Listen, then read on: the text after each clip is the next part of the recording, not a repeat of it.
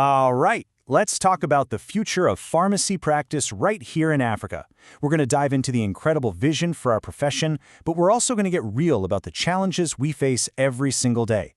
We'll look at the standards that are defining what excellence looks like now, whether you're working in a central medical store, a busy hospital, or a community pharmacy. You know, this quote just nails it, doesn't it? It perfectly captures our unique spot in the healthcare system.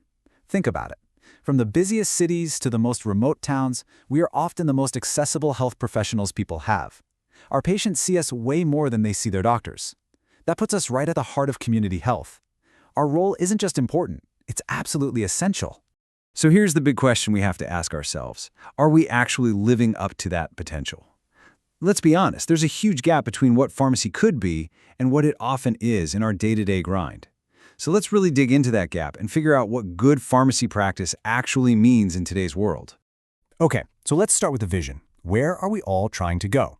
Well, the whole profession is moving towards a really powerful new standard, and it's all built around one simple but honestly revolutionary idea: patient-centered care. This right here is the North Star. It's a huge shift away from just handing a product over the counter. It's about taking a much more holistic approach. It means we're actually responsible for how a patient's medicine impacts their life. We have to understand their experience, their worries, and focus on their total well-being, not just the pills in the bottle.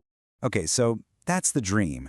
But now let's look at the data and see how that vision compares to what's really happening on the ground. Because while the ideal is this amazing patient-centered care, studies are showing a pretty big gap, especially when it comes to counseling. So what is really going on in those few critical minutes at the pharmacy counter? Well, a recent study out of Nairobi gives us a very clear and frankly pretty eye-opening picture. Okay, just look at the two sides of this. It's a classic case of perception versus reality. On one side, you have us, 2/3 of pharmacists believing we're giving detailed counseling. But then look at the other side, the patient's reality. Less than 1/3 of them actually got it. Now, this isn't about pointing fingers. It's about waking up to a massive perception gap in our own profession. And here's where it gets really, really clear.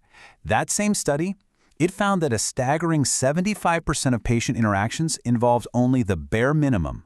We're talking drug name, dosage, and that's it, nothing more. That number, 75%, that is the counseling gap. It's a gigantic missed opportunity to keep our patients safe and informed. So the big question is why? Why is this happening? And look, we all know this is not because we don't care or we don't want to do better. These are systemic problems, issues that many of you working in hospitals, wholesale, and retail pharmacies are probably nodding your heads to right now. The barriers are just immense, and they're all connected.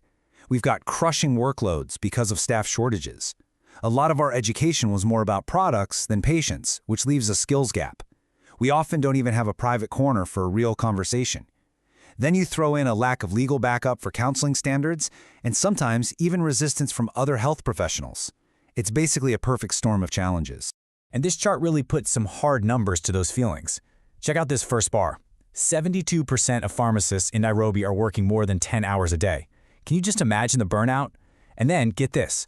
Over half of physicians in one Ethiopian study still think our job is just to handle products. And in South Africa, less than 15% of pharmacists ever got ward round training as students. These aren't just stats, this is the reality of our daily grind.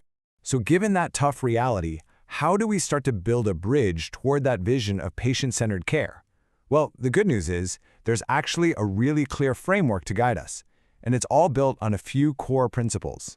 It really all boils down to these 4 pillars for modern good pharmacy practice. It all starts with putting the patient at the center of our clinical work. That's supported by truly comprehensive communication. Then it's about expanding our role into public health, and all of it has to be built on a foundation of always learning and staying competent. So what do we even mean by comprehensive? Well, it's not some vague idea. It's about moving way beyond just the dosage. It means actually asking about allergies and other medications. It's talking through side effects, and importantly, how to manage them. It's covering the practical stuff, like what to do if you miss a dose, or how to store the medicine. But maybe most important of all, it's about helping the patient figure out how to fit this new regimen into their actual, real life. That's when patient-centered care stops being a buzzword and becomes real. You know, when we start putting all these principles into practice, we realize something big. This is a fundamental evolution of our role.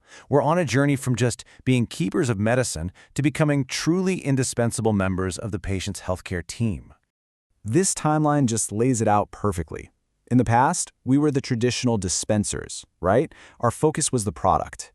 Right now, in the present, we're becoming crucial members of the clinical team, really focused on making sure medication is used safely.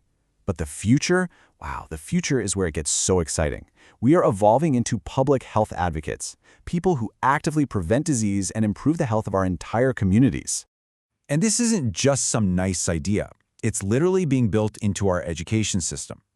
The big shift we're seeing across the continent, moving from the old product-focused beef farm to the clinical, patient-centered PharmD, well, that's the clear sign of this evolution in action. Our training is being completely redesigned to give us the skills for these new critical roles.